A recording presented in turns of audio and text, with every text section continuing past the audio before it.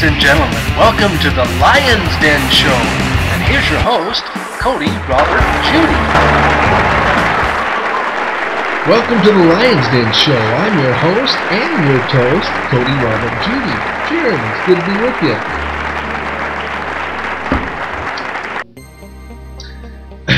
you. Today is March 10th, 2011, and today's banging show we have entitled America's Rebirth, the New Conservative Patriot of America.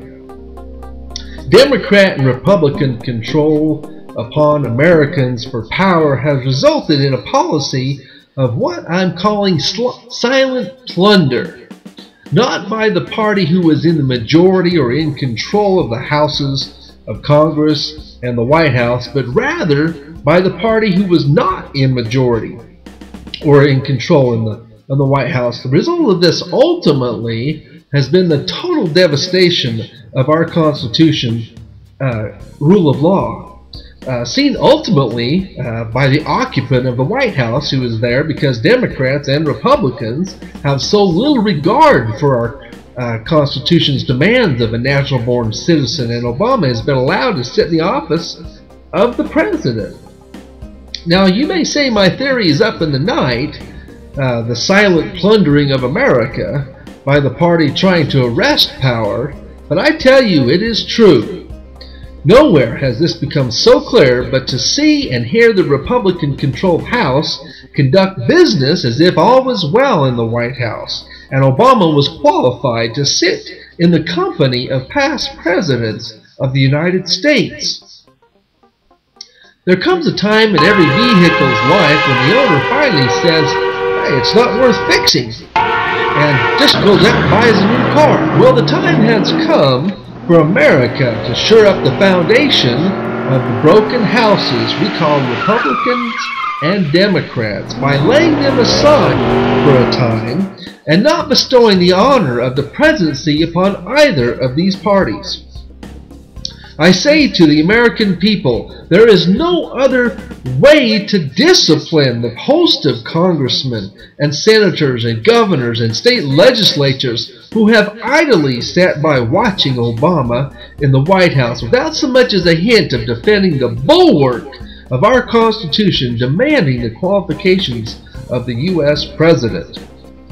What have they to say about the demands of those qualifications and the fraud that now runs rampant in the White House, sodomizing America's virtue by rape and plunder? I want to call your attention to the leading candidates for president in the Republican Party who feel the silent plundering of America is a-okay. And what do I mean by silent plundering? I mean by not raising a finger, not raising their voice, and not raising a hair on Obama's ass regarding his British citizenship. Last I checked, this wasn't Britain.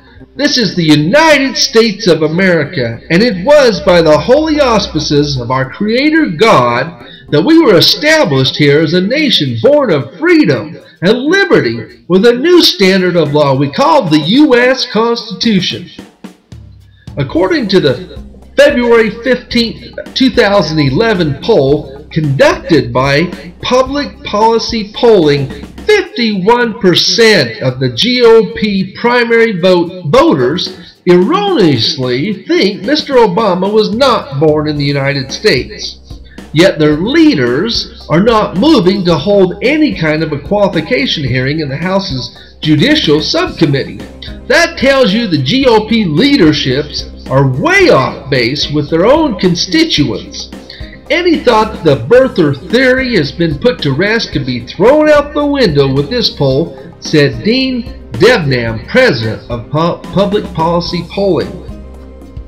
It is time that the well-intentioned GOP support for Senator John McCain in the Senate Resolution 511 that tried to make a naturalized citizen a natural-born citizen stop. It is time that the U.S. senators and representatives learn the meaning of a natural-born citizen and that it has nothing to do with the 14th Amendment.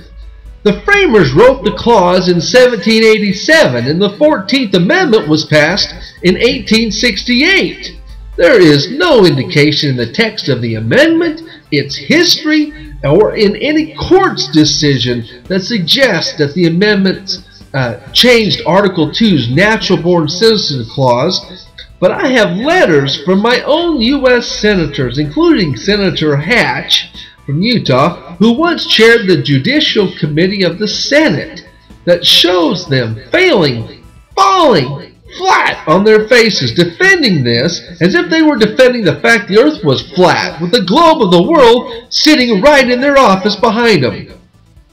There's no excuse for this, and the American people have got to pull their head out of the sand and see that the only explanation is fraud. The fraud Obama has pulled with his documentation transparency promise and signed candidate declaration, espousing his qualifications to run for that office, and the accomplices of that fraud that the senators and the representatives have so far hoped the American people would not catch on to before the next election. The fraud that a Senate resolution could make someone a natural-born citizen, as in the case of Senator John McCain, who was naturalized and thus cannot possibly be qualified for the office of the president.